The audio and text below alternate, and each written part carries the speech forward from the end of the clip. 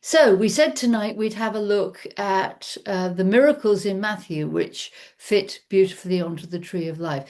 Now, the New Testament is not generally viewed as a Kabbalistic document. Let's face it, most people don't view the Old Testament as a Kabbalistic document, but it does help when you do so, because let's face it, Jesus was a Jewish mystic. And the Jewish mystics of those times followed something which they called the way. That was all it was.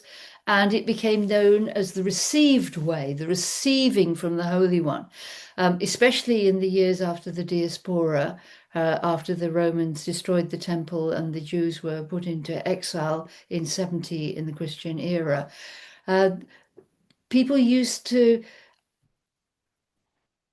write down what the mystics said in all different kinds of ways. And we've got these four gospels, but we've also got a lot of other gospels.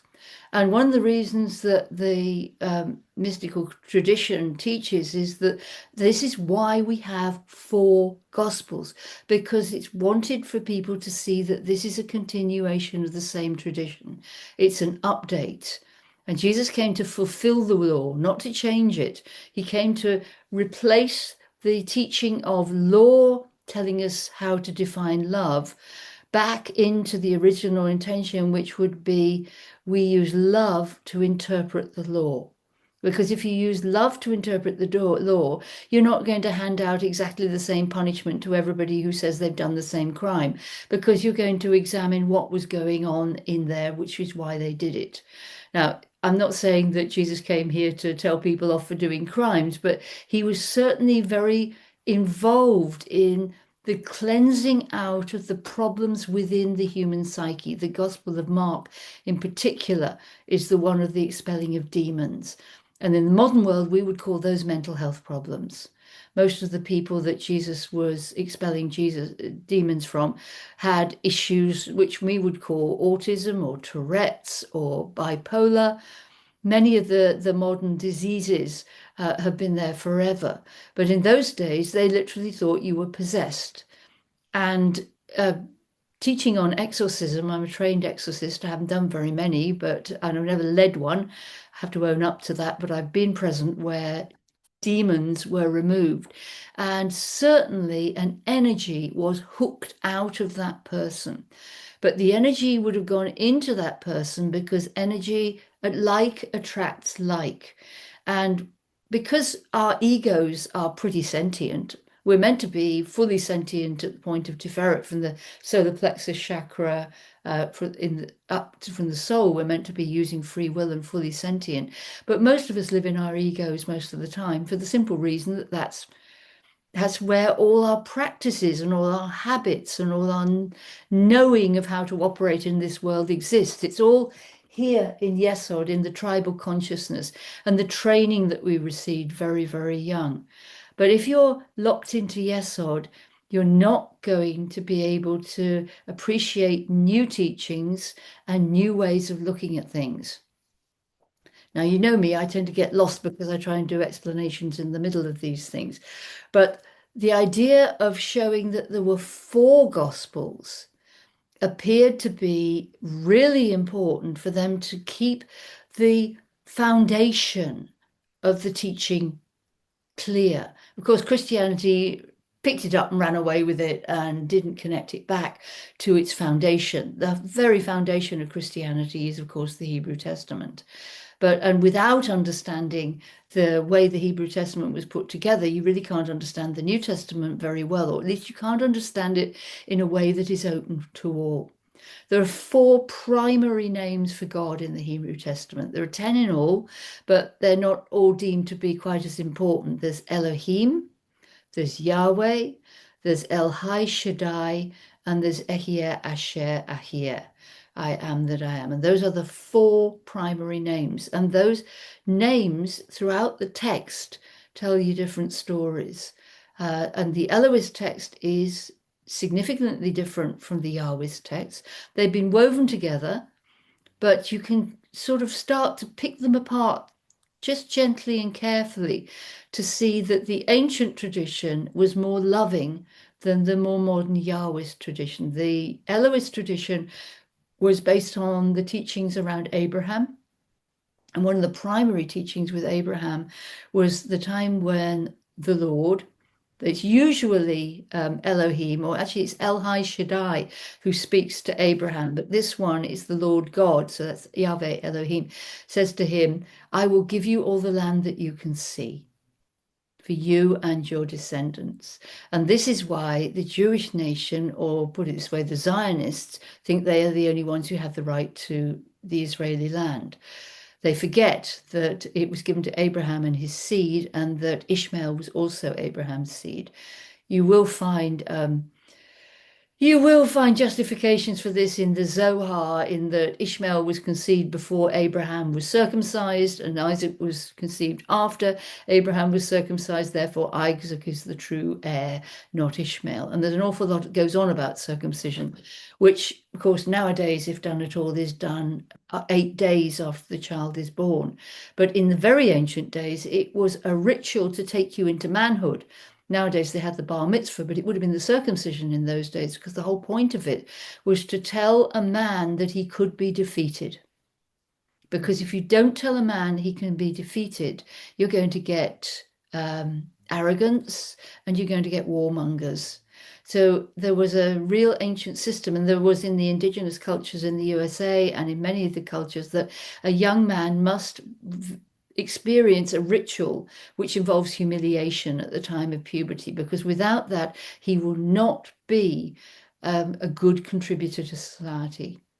Now, some of us have had our own rituals imposed on us, but anyway, the Abrahamic teaching, which is just now seen as, I will give you all the land that you can see, if you look into the Hebrew, says, I will give you all the reality of which you can perceive. And that's one of the teachings that was picked up to use in the book, The Secret, because what you perceive, what you focus on, is what you draw to you energetically. So when you die, you slough off this ego, which is sort of semi-sentient, and its ego will hang around and be almost not conscious, but it's got the ability to move towards light or heat or whatever, and it will be drawn to other energies like that.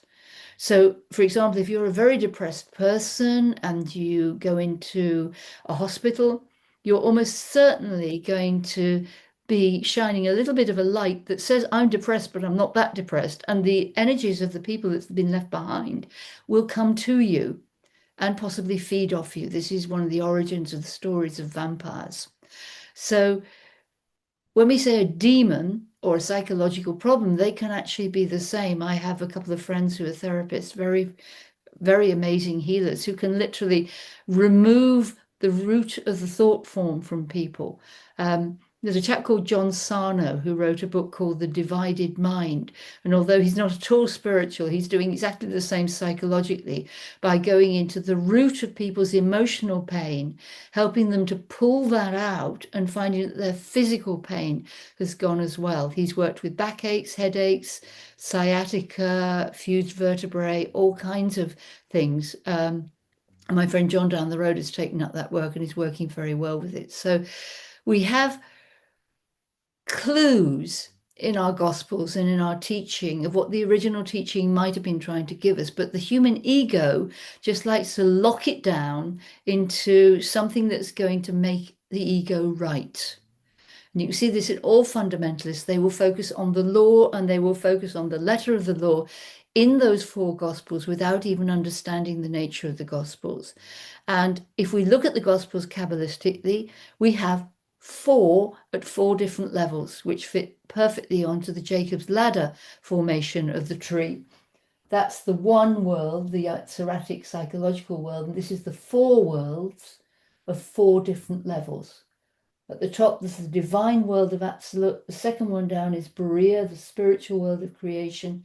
The third one down is Yetzirah, the world of forms, thoughts and feelings, and the one at the bottom is the world of the physical, the actual manifestation. And Irenaeus, one of the first church fathers, wrote down literally, there can only be 4 Gospels in the canon, just as there are 4 corners of the earth and 4 winds of heaven. Now, we know there aren't 4 corners of the earth and 4 winds of heaven now, and we know the earth is not flat, but the theory behind that still works. The reason there's four is because you can read them at completely different levels. Matthew was written literally.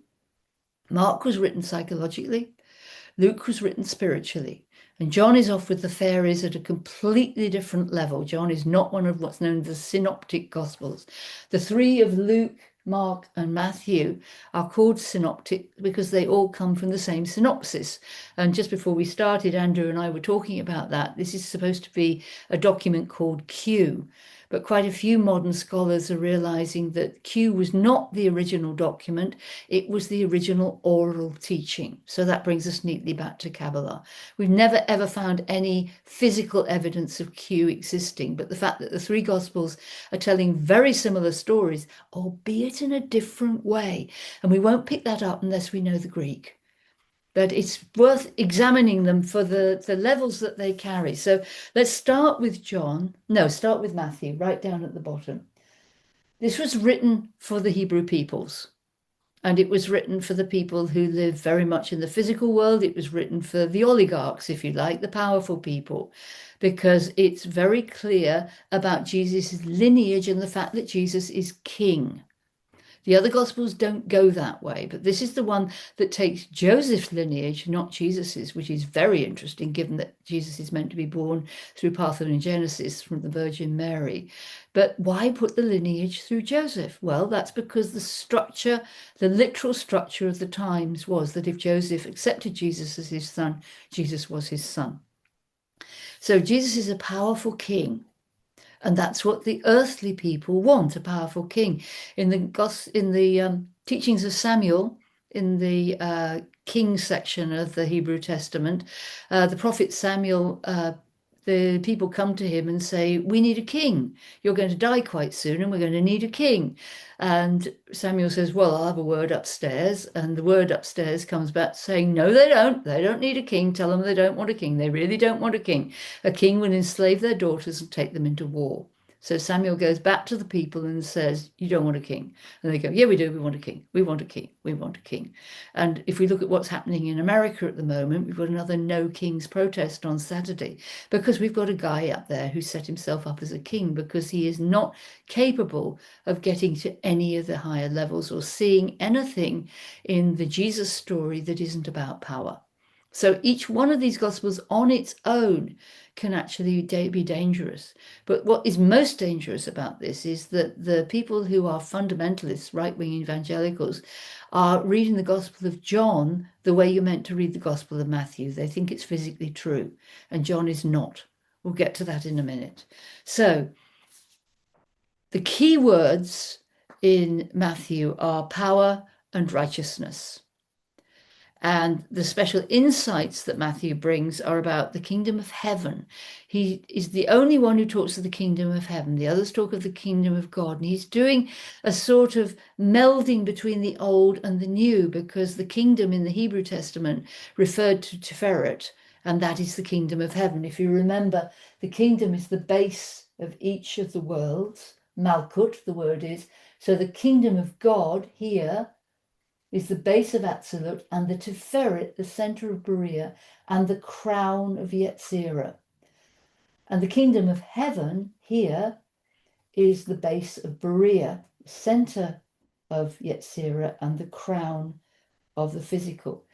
Until the story of Jesus, most people were still being taught that you had to go to the priests to intercede for you if you wanted to get in touch with God. You couldn't get in touch with God yourself. And of course, this has happened again down the generations. But when Jesus died, the Gospels all clearly say that the veil of the temple was torn, and the veil of the temple was the veil between the Holy of Holies, where God was said to reside, and only the high priest went only once a year, and the rest of the world. So to have that veil torn means that it's just a symbol that the God presence is now in the world for all of us to be in relationship with.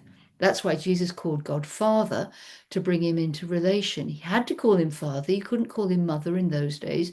That was simply not on, especially if the word was going to spread through the Greek and the Roman world, because they would never have put up with that. A father was absolutely scandalous, but just about acceptable. And if we don't look at the Gospels in the and in the colors of the time, of the social order, we won't understand them either. So Jesus' parables in Matthew are all about this kingdom of heaven, this kingdom of coming into ourselves, into our real selves. And his miracles were mostly physical. There's a meld, as you see, each world melds into the other. So there's a fair amount of demon removing, but there's more physical healing miracles in Matthew than any of the others. So it's showing Jesus's authority over evil and over nature. Now, we've got to be careful when we say things like authority over nature, because we live in a world where people don't take a lot of care for nature. Jesus was very clear about loving nature. In fact, there's a wonderful book by a chap called Bargiel Pixner called With Jesus Through Galilee and the Fifth Gospel. And Bargiel has written Galilee and the environment and the stones and the flowers and the flora and the fauna, and gone through all the Gospels and said where in Galilee and what time of the year it all happened, which brings it beautifully into life. Now, the Passion in Matthew emphasizes the power of his death. There's an earthquake, the veil of the temple is torn. And he says these words which are very difficult for some people. Eli, Eli, Sambachi, I can't remember the whole Greek. I should have memorized it, but my God, why have you forsaken me? But again, that's one of those things which is a little bit mute, because New Testament Greek, Koine Greek, was written without spaces between the words and without punctuation.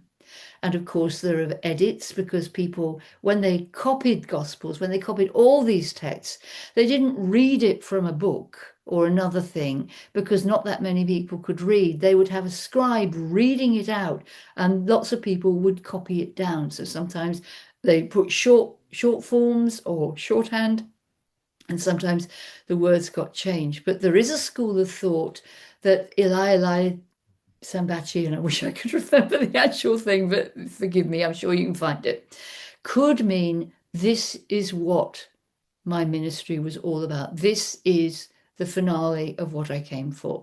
So that's actually quite an interesting thought. But on the other hand, if he is saying, my God, why have you forsaken me? Which he also says in Mark, well, it shows how human he was. This is a being who's been strung up and is in incredible pain and dying. And anyone, no matter how great their faith, is going to have a moment at that which he says, this just hurts too much, I can't take it. So it just shows how utterly human and how terrible that crucifixion was. And at the ending of Matthew, after the resurrection, there's a certain amount of emphasis on authority, Jesus' authority, and thank you. Eli, sabachthani. Andrew's just looked it up for me. Bless you. So there's an emphasis on authority and obedience, which again is very appropriate for the first stage of studying Christianity. Now, from there, we move up to the Gospel of Mark, which is the Yetziretic Gospel. And Mark is the story of the suffering servant. I mean, how different is that? Same stories, but Jesus isn't a powerful being with authority. He is the suffering servant who identifies with and empathizes with the people. And there's a far more demonic healings in Mark. Jesus is dealing with people's emotions and their psyches. The body may follow, but the important thing is the emotions and the psyches. And interestingly, the key word in Mark is immediately. And immediately Jesus did this, and immediately that happened. So what they're trying to demonstrate there is that once you clear the issues in the psyche, the results are immediate. And the special insights in Mark are the gestures, his submission to going to the cross. It's very slightly different. There's a lot of secrecy in Mark. Jesus tries to get away from the crowds more in Mark, tries to get a little bit of him time just to settle down, but the people won't let him. So there's a lot more emotion in Mark. And the parables nearly all indicate service. And it's unobtrusive service. He says, don't tell anybody, keep it secret. He says, go tell the priest, because you have to go and report to the priest so that you can be registered as clean, so you can return to the temple. The priests had to give you the if you like, the pass key to go for the mikveh, so you could be ritually cleansed to go back to the temple. That's just how the way system worked in those ways. And the Passion emphasizes the price of this service, the fact that how sad it is that goodness does not always lead to a happy ending. And I was really reminded of that with the, what was it, well, it was the clergy in Minneapolis at the time when ICE was at its height there. And the bishop called the clergy together and said, put your affairs in order and make your wills, because we're going out on the street. And that's the summing up of Mark. You put your affairs in order, you make your will, and you go out and do the work. And the ending is actually service and rejection. The ending of Mark is edited. Everybody knows that the ending of Mark is edited to make it slightly more cheerful after the resurrection. But the first ending to Mark basically doesn't have the resurrection in it at all. It's all about the end and the suffering. There's a slight reference, but there's none of the stories of after the resurrection. Luke is generally everybody's favorite because it's got the story of the nativity that we know. It's got the story of the shepherds. It's got the story of the inn. That is slightly mistold, because if you don't realize I'm going to ruin Christmas for you, and I'm very sorry about that. But if you don't realize that the culture at the time meant that a woman who was about to give birth would never, ever have been allowed into an inn, because anyone she touched in the process would be made ritually impure.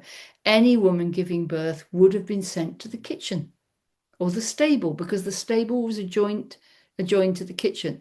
And the stable was where they had fuel, they had straw, and they had dung, which they used to burn, which is where you could boil up water for the midwife to take care of the woman. So the fact that Mary was in the stable was actually perfectly culturally acceptable for those times. We've made it into a wonderful story, and I wouldn't take that story away for the world, because we want to see Jesus as a person of the people who had a miraculous start. But certainly also the shepherds wouldn't have been allowed in the inn. There's no possibility the shepherds would have been allowed to see the baby Jesus if he'd been in the inn, because they were automatically ritually impure, because they were dealing with sheep who are dirty and die a lot. Sheep like dying. I've lived in the country a long time now, and I know that sheep like dying. Anyway, so Luke is the story of the perfect human being, and the perfect human being has no prejudices. It's in Luke that Jesus talks to the Syro-Phoenician woman who says to him, even the dogs may pick up the crumbs under the table. And he talks to the woman at the well in Samaria and talks to her about living water. This is the gospel where he heals the woman with the issue of blood. All these stories may be present elsewhere, but in Luke they're told with this absolute feeling of opening up out of the tribe, away from the tribe. And this is the gospel which takes the lineage of Jesus from Mary. It's saying, this is parthenogenesis. This is the woman's child. And that wasn't the case back in those days. Nowadays, Judaism, your culture comes down through the mother, because you can always tell you who your mother is, and you can't necessarily tell who your father is. That's why they changed the culture after the diaspora. But in Jesus's day, the culture, the inheritance came down for the father.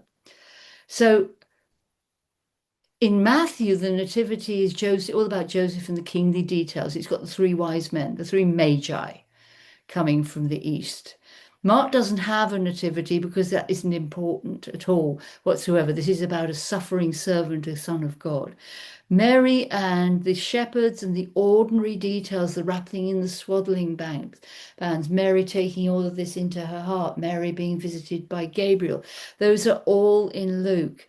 And the key word in Luke is give. And the special insights in Luke are about joy and sharing meals, table fellowship. That's one thing that Christianity really hasn't picked up on very well. Yes, we have potlucks, but the idea is we're meant to invite people to eat with us so that we can talk through our differences and our issues and and move on through them. So there's joy and there's prayers and there's meals and there's women. 19 stories of women, whereas there are only 4 or 5 in any of the other Gospels. And also Luke deals with money, everyday stuff like money, the rich young man. So Luke is taking all the tribal stuff and just taking it up to the level of Berea, taking it out of the tribe and say, what can we do with this? How do we give all this up to God? And the miracles are all about his understanding the people, how he wishes to give them a better life. And the Passion is a perfect martyrdom. This is the one in which he says, Father, forgive them, they don't know what they're doing.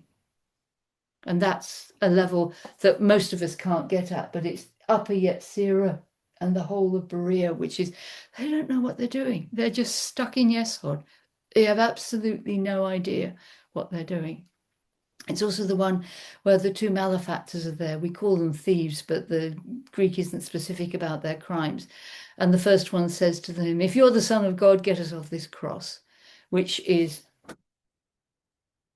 this cross here. There are 3 crossbars on the tree of life, which is not a coincidence. There's the unrepentant thief here, the repentant thief there, and the cross of Jesus at the top.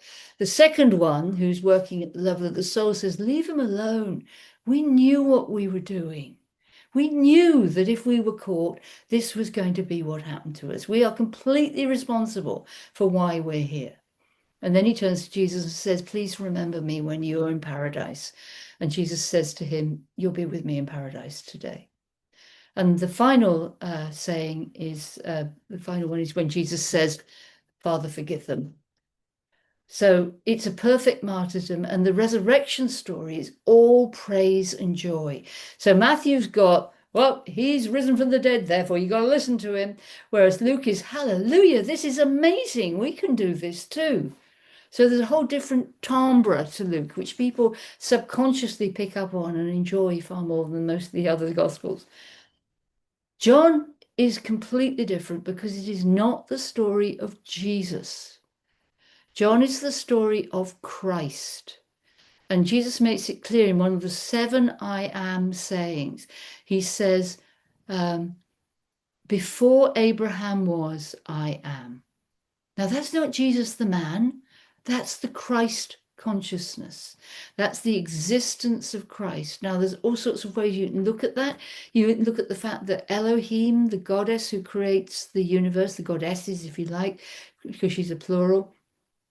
Chapter 2 of Genesis, she suddenly becomes Yahweh Elohim. And then after that, they alternate or they work together. So if you go back to the indigenous cultures, you could say that Yahweh, who's called the Lord, is the son of Elohim.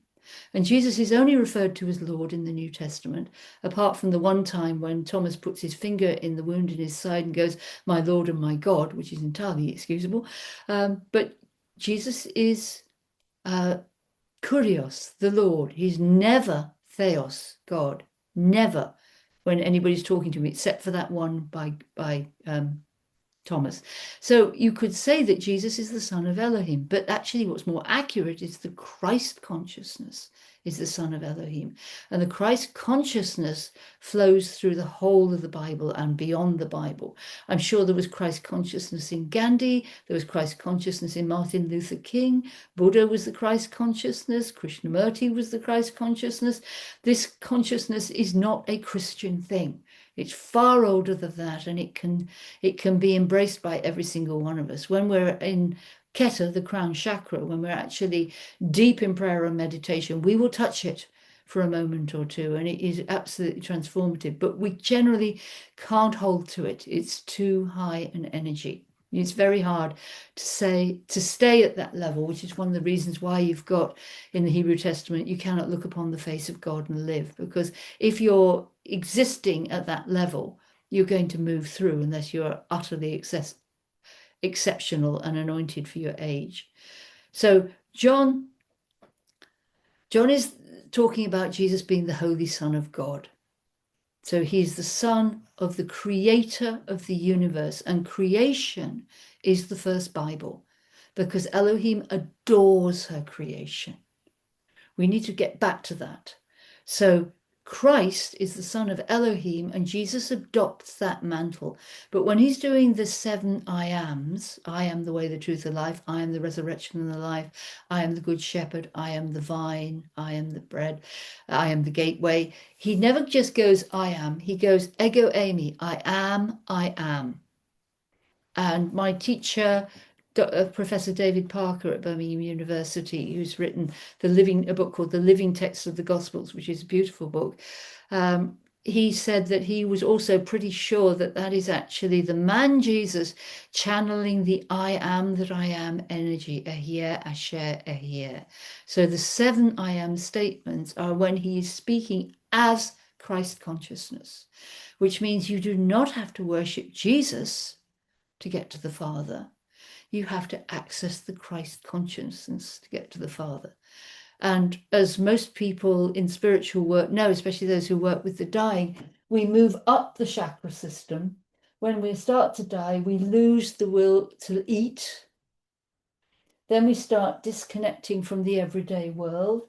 Then we start losing the power of speech and movement. And then we start losing the sense of sight. And in the end, we can only ever hear. We always disconnect and go up. So when we die, the idea is we go up through the crown chakra, through Keta, as part of the Christ consciousness. So we will all get there when we die. Now, there are those humans who, when they die, stay down here. There are earthbound beings, and there are lots of people, God bless them, from above and below who send them on. But if you aren't willing to open up heart and mind and soul and spirit at the point of death, you'll miss the light. If you've seen the movie Ghost, you'll see where the character played by Patrick Swayze is murdered, and the light comes for him, but he's too concerned about his wife's safety, and he turns away from it. And that's a very powerful metaphor for some human souls will not go to the light. So I would interpret all the I am sayings as saying you go to the Christ consciousness. For me, it's a piece of cake to use Jesus as that Christ consciousness, because this is the culture I was raised in and this is the work I love to do. But wherever the Christ consciousness is, it'll take you through. It doesn't have to be Christianity.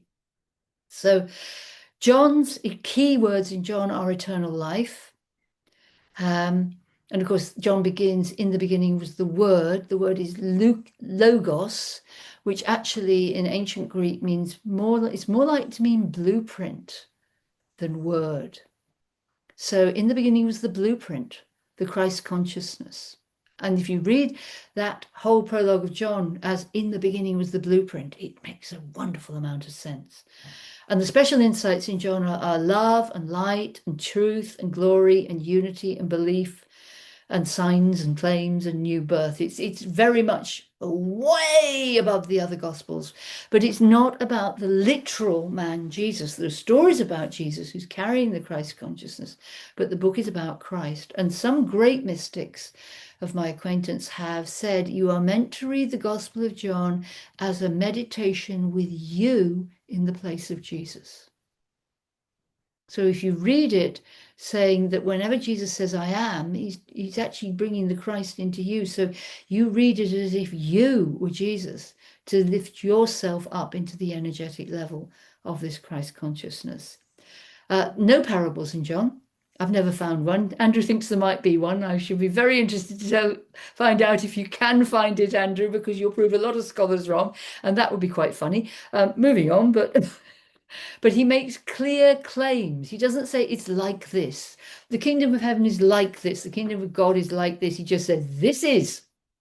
And that's the Christ consciousness statement. This is absolute truth. But it's absolute truth that you cannot drop down into relative truth, like I must worship Jesus to get to heaven, because the second you've taken it to relative truth, you've taken it absolutely out of the sphere of John. The miracles are all for the glory of this great consciousness, the glory of God. And the Passion emphasizes Jesus' peaceful, divine majesty. All he says in John is, it is fulfilled. It is complete. It is finished. And the ending is all about love and belief. Okay, so that's before we actually got into the miracles in Matthew, there's a rundown on the Gospels. Any thoughts, comments, questions while I have a drink? And it is not alcohol.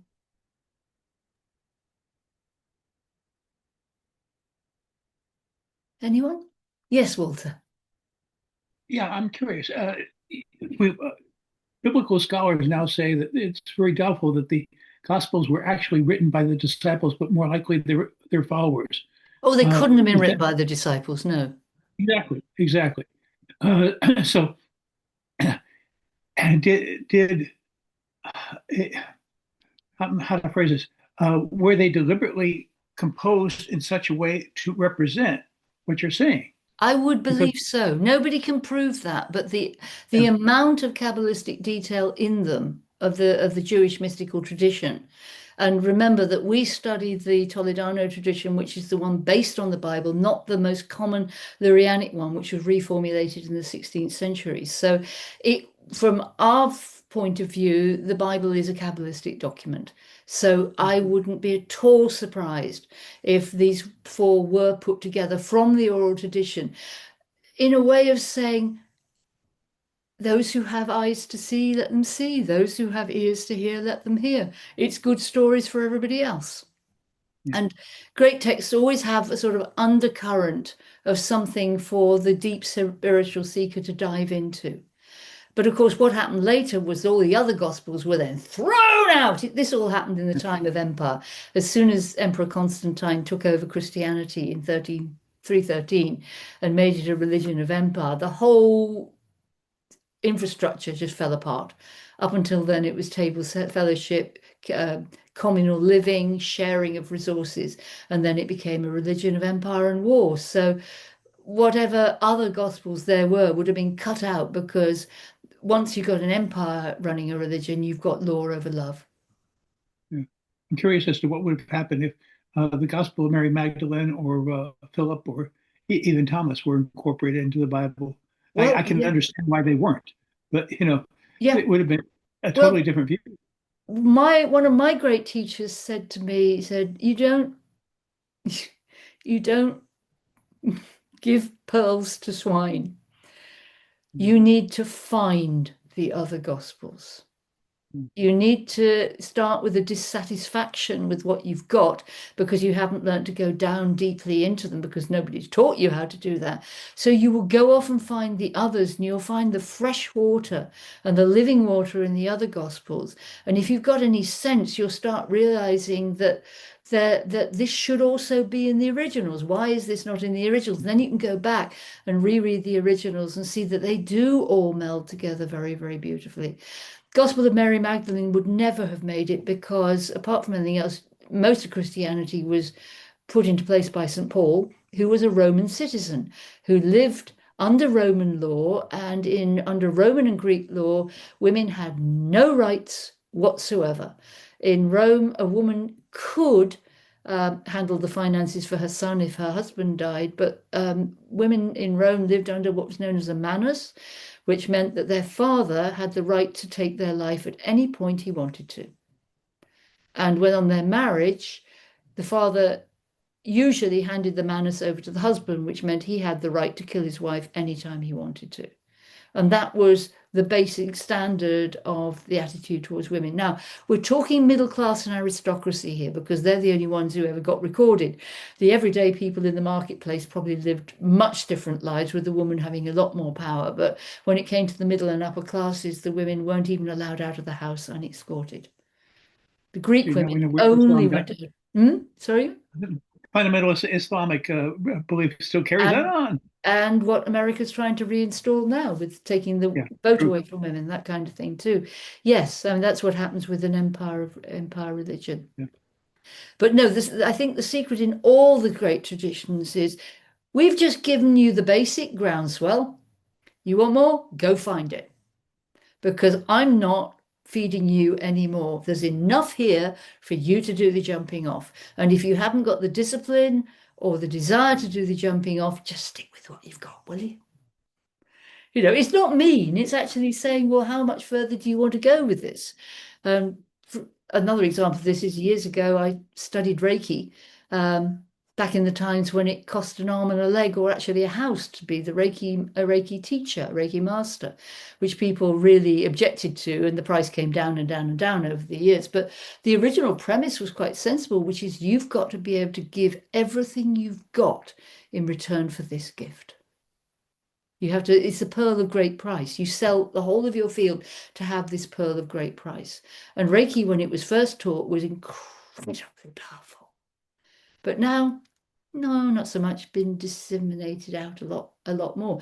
The root's still there with all these things, but most of us have just turned up and paid, what, 100 quid or something and got a Reiki Master certificate in a weekend. And that's not what deep spiritual work is about. Right, Gospels of Matthew, Miracles of Matthew. There are 10 in a row. You can check this out. I wonder if you will. You can check this out very easily, and it's in chapters 8 and 9 of Matthew. It starts with 8:1, which is the healing of the leper. So we've started at Malkut, right down at the bottom, and Malkut represents the physical body. And the leper, a leper, in those days they called anyone a leper who had a skin disease. They had genuine lepers for sure, but if you had psoriasis or rosacea, I'm not sure how you pronounce that, you would also be called a leper because they'd be terrified that it would be catching if you touched somebody. So it was deemed a very physical disease. So Jesus starts off at the very bottom, healing the leper. Behold, there came a leper who saluted him and saying, Lord, if you will, you can make me clean. And Jesus put forth his hand, touched him and said, I will be clean. And immediately his leprosy was cleansed. So there's also a little lesson in there, which is, Lord, if you will make me clean. It's important to ask for healing. It's strange. We don't realize how important the prayer of help is important. There are basically two prayers. There's help and there's thank you. So ask for help, but then you have to accept that the help has come. And the leper doesn't say, you just touched me and nothing happened. The leper trusts that it's happened. And that's one of the powerful things about the placebo effect. If you trust that you're being healed, you most likely will be healed. But Jesus heals the physical on the first. The second miracle is at Yesod, and that's the centurion. Now, this is a really interesting one because Yesod is the tribal consciousness, the social consciousness, and the patterns. Now, the centurion was an officer in an invading army. He was an enemy of the Hebrews, and yet he turns up and Jesus just crashes straight through that we don't heal anybody that is our enemy aspect. Now, nobody takes any notice of that in the fundamentalists, but basically the centurion came to him beseeching him and saying, my servant, the word is pace. We don't know if it means servant. It could mean servant, son, boy, catamite. It could mean any of those. Anyway, he says, my servant lies at home sick of the palsy, grievously tormented. And Jesus said, I'll come and heal him. And then the centurion says, no, I'm not worthy that you should come under my roof. Now that's a man with the most beautiful yesod, a pure, humble yesod. He's saying, no, I'm not asking you to do that. Speak the word only, and my servant shall be healed, because I am a man under authority, having soldiers under me. I say to this man, go, and he goes. I say to another, come, and he comes. And to my servant, I say, do this, and he does it. And when Jesus heard that, he marveled and said, I say to you, to the people who followed him, I've not found such great faith in all of Israel. So this is an important one because it is Yesod, and it's Jesus showing how you break through Yesod, which would usually say, I'm not healing you, you're an enemy. I'm not healing your servant because you've got servants and you're not allowed to have servants. And I'm not healing your catamite, assuming it is a catamite. No, nobody knows, but that would mean a young male lover because they weren't allowed to get married in those days in any way. The Greeks and the Romans were a bit like that. They had this saying, which was boys for pleasure, women for reproduction, which did not help the status of women in those days either. Anyway, so this is a very powerful healing because it's saying, Jesus said, we're going outside the tribe. And if you stay in tribe in Yesod, then you will close down your pathway to Tiferet. And the centurion was opening that pathway wide open. Your Yesod will be your training, so you actually have to break through it to come and think clearly for yourself. Okay, third healing. We go to Hod on the left-hand side. Hod is the thought processes. It's our thinking, it's our intellect, it's our mind. And this is the healing of Peter's mother-in-law. She has a fever. Now, why would that be Hod? Because one gets feverish when one is seeking information. I don't know about you, but if I'm researching something and I'm on a deadline, I'm absolutely frantically reading stuff and reading stuff.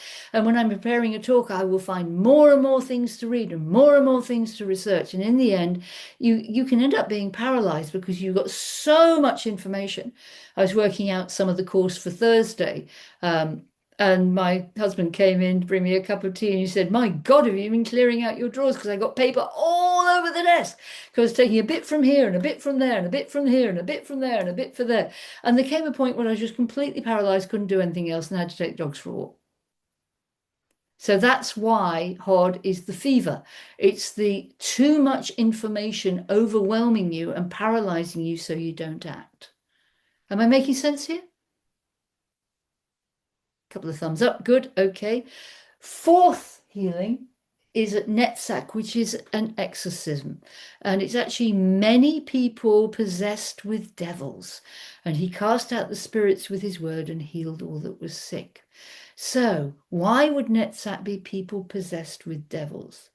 Well, Netzach is all about sexuality, sensuality, glamour, going out to be attractive. And it's about, it's the Sephira which really is all about how you think you should look in the world, how you should behave in the world. Hod is how you should think in the world, but yet Netzach is how you should behave in the world. And it's got all the challenges of glamour. We're living in a world that's absolutely suffused with glamour.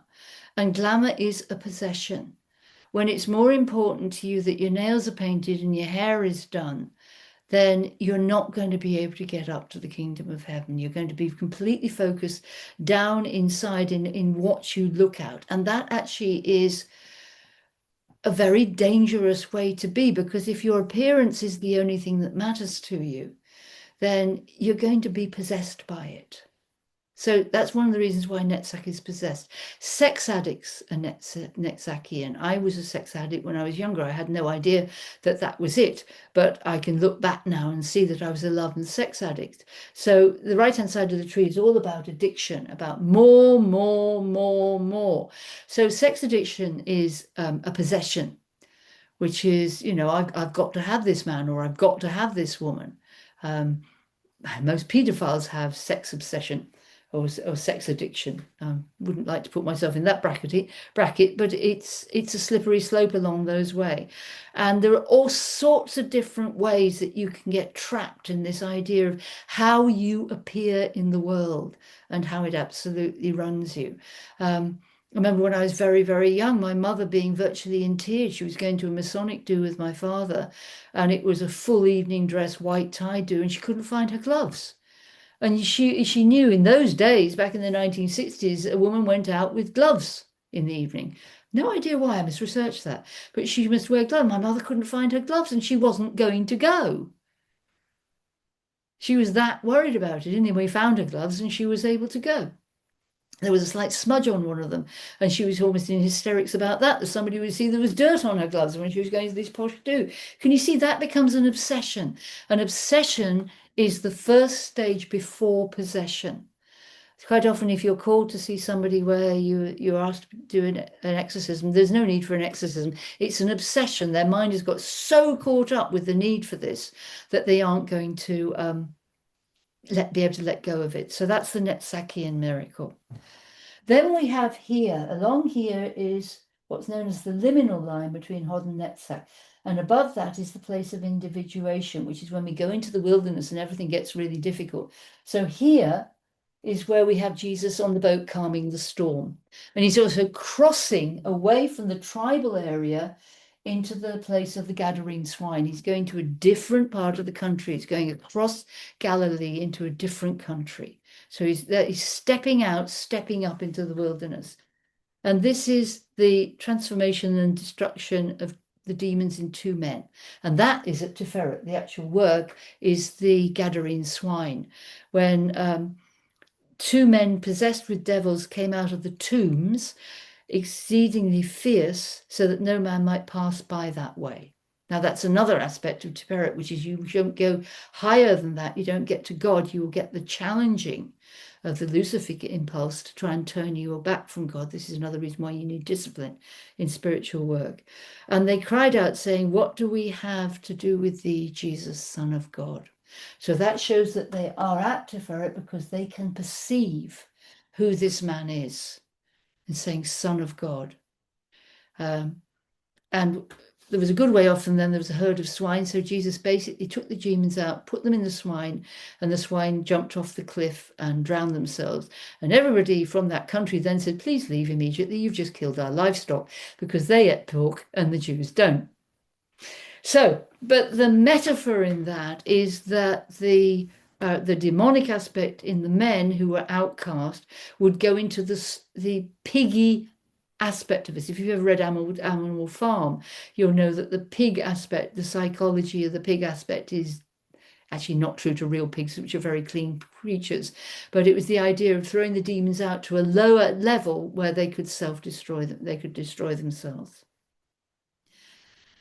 Okay, so from Tiferet, which is where the darkness goes down and the light goes up, if you like, the men are healed.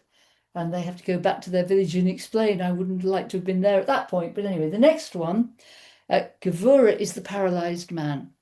Now, remember, at Hodge, she was paralyzed through a fever. If you actually want to read contemporary versions of that, I have to recommend my book, The Miracle Man, which is the story of a modern day Messiah, which has every one of these miracles, everyone in the whole of the Gospels, in chronological order, updated to the present day for mental health and modern aspects of demonic possession. So they're all updated.